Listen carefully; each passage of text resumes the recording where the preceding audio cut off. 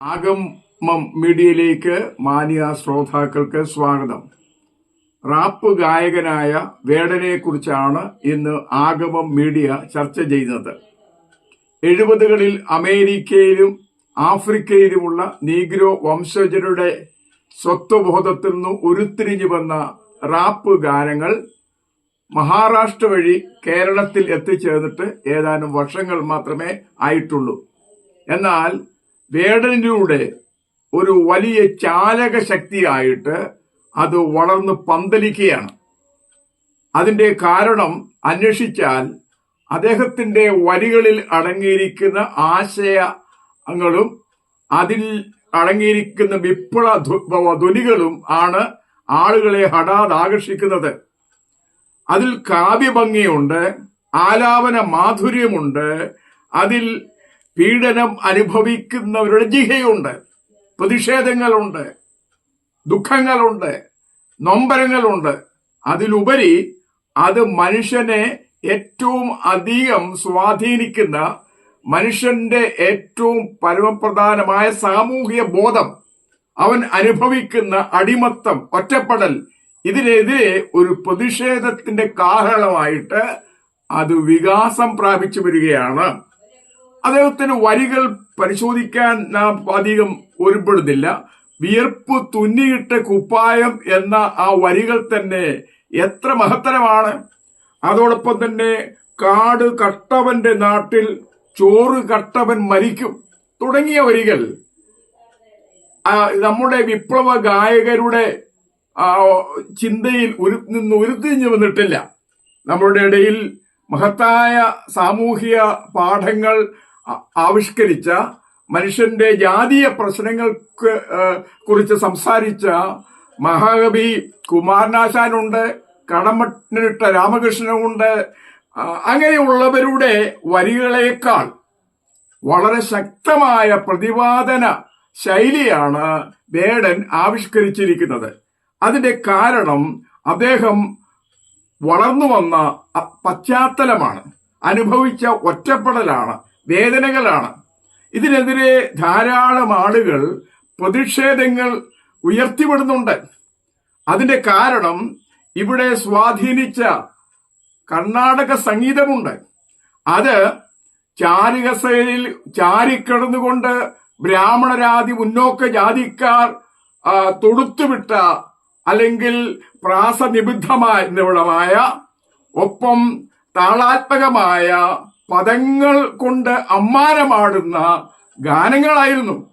അത് ശ്രവണമധുരമായിരുന്നു, പക്ഷേ അതിൽ വിപ്ലവമില്ല.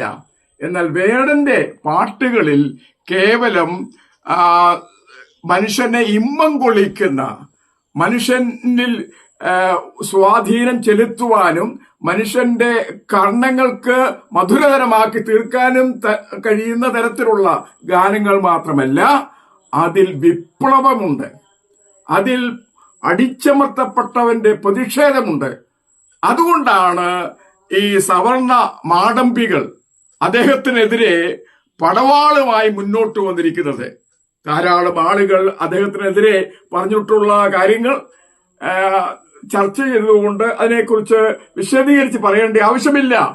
നമുക്കറിയാം, ഒരു അധ്യാപികയുടെ മേൽവിലാസത്തിൽ രംഗപ്രവേശം ചെയ്ത, എല്ലാവരും പറയുന്ന വിഷകല എന്ന ഒരു അധ്യാപിക, അത് ഏറ്റവും ഇണങ്ങുന്ന ഒരു പേര് തന്നെയാണ്. അവർ വേടനെതിരെ ശക്തിയായിട്ട് ആക്രമണം അഴിച്ചുവിട്ടിരിക്കുകയാണ്. RSSന്റെ മുഖപത്രമായ കേസരിയുടെ പത്രാധിപരായിരുന്ന മധു ആകട്ടെ അതിനേക്കാൾ മലീമസമായ നിലയിൽ വേടനെതിരെ ശബ്ദിക്കുന്നുണ്ട്. അവരിൽ വ്യത്യസ്തനായ മറ്റൊരു വ്യക്തിയാണ് മാരാരെന്ന് പറഞ്ഞ ഒരു വ്യക്തി. ജാതിപ്പേര് കൊണ്ട് വലിയ സ്ഥാനമാനങ്ങൾ ആഗ്രഹിക്കുന്ന ഒരാള്. മാരാരെന്ന് പറയുമ്പോൾ തന്നെ ഉന്നത കുലജാതനൊന്നുമല്ല. ഈ മാരാരെന്ന മേൽവിലാസത്തിൽ ഇവിടെ വലിയ സ്ഥാനമാനങ്ങൾ കരസ്ഥമാക്കിയ ആളുകളൊക്കെ ഉണ്ട്. കെ കരുണാകരനെ പോലുള്ള ആളുകൾ. ഈ മാരാരെന്ന ജാതി കേരളത്തിൽ 1% മാത്രമേ ഉള്ളൂ. അവരൊക്കെ ഇവിടെ ആധിപത്യം ഉറപ്പിക്കാനും സ്വാധീനം ചെലുത്തുവാനും കാരണം ഇവിടുത്തെ മഹാഭൂരിപക്ഷം വരുന്ന അധസ്ഥിതരും പിന്നോക്ക വിഭാഗക്കാരും വോട്ട് ചെയ്തിട്ടും അവരുടെ കരുണകൊണ്ടുമാണ്. എന്നാൽ ഇവർ അവരുടെ ജാതി ഏതോ മഹത്തരമാണെന്നും ജന്മം കൊണ്ട് അവർ മികച്ചവരാണെന്നും വാദിക്കുകയാണ്. അവരൊന്നും ജന്മം കൊണ്ട് മികച്ചവരല്ല. മനുഷ്യനെല്ലാം മനുഷ്യനായി ജനിക്കുന്നു. ആരും ഉന്നത കുലജാതനായി തീർന്നില്ല. ഒരു കാലത്ത് ഈ ഉന്നത കുലജാതന്മാരെന്ന് അവകാശപ്പെട്ടവർ ഇവിടുത്തെ അധസ്ഥിതരെ അടിച്ചമർത്തിയിട്ടുണ്ട്. എന്നാൽ ഇനിയും നടക്കാൻ പോകുന്നില്ല. ഇതിനെതിരെ പ്രതിഷേധം ഇപ്പോൾ ആളുകൾ നടത്തിക്കൊണ്ടിരിക്കുകയാണ്.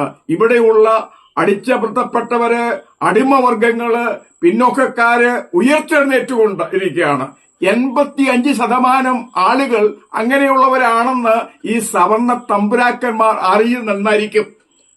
അദ്ദേഹത്തെ കൊല്ലുവാനും ഭീഷണി മുഴക്കുവാനും ഇതാ ചില ആളുകൾ മുൻപോട്ട് വന്നിരിക്കുകയാണ്.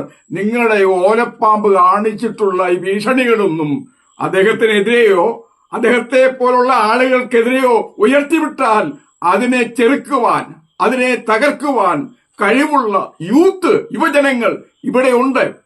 നമുക്കറിയാം, അമേരിക്കയില് മാർട്ടിൻ ലൂതർ കിങ് ശക്തിയായിട്ട് അടിച്ചമർത്തപ്പെട്ടവന്റെ ജിഹുവായി തീർന്നിട്ടുണ്ട്. ആരംഭത്തിലൊക്കെ അവിടത്തെ അദ്ദേഹത്തിന്റെ വംശജരാണ് പ്രധാനമായിട്ടും അദ്ദേഹത്തെ പിന്താങ്ങിയിരുന്നത്. കാലക്രമേണ വെള്ളക്കാർ അദ്ദേഹത്തോടു കൂടെ പൊരുതി അതിന്റെ ഫലം ഇപ്പോൾ കൊയ്തു. അപ്പോ അവരുടെ ഇടയിൽ നിന്ന് തന്നെ പ്രസിഡന്റുമാരുണ്ടാകുന്നു, സെക്രട്ടറിമാരുണ്ടാകുന്നു, കായിക ശ്രേഷ്ഠന്മാരുണ്ടാകുന്നു. അങ്ങനെ ആ 10% മാത്രമുള്ള നീഗ്രോ വംശജർ അതായത് അമേരിക്കൻ ബ്ലാക്സ് ഇപ്പോൾ വളരെ ഉന്നതിയിലേക്ക് വന്നിരിക്കുകയാണ്.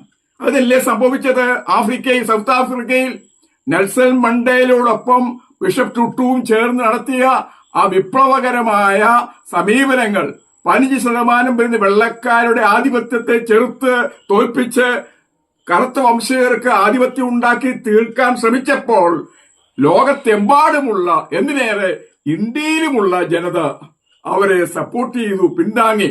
ഇപ്പോൾ വേടന്റെ ജീവിതത്തിലും സംഭവിച്ചിരിക്കുന്നതാണ്. അദ്ദേഹത്തോടൊപ്പം കേവലം അധസ്ഥിതർ മാത്രമല്ല, ഈ ശശികലയുടെ ആൾക്കാര്, മധുവിന്റെ ആൾക്കാര്, മാരാന്റെ ആളുകളൊക്കെ ഇപ്പോൾ അദ്ദേഹത്തെ സപ്പോർട്ട് ചെയ്യുകയാണ്.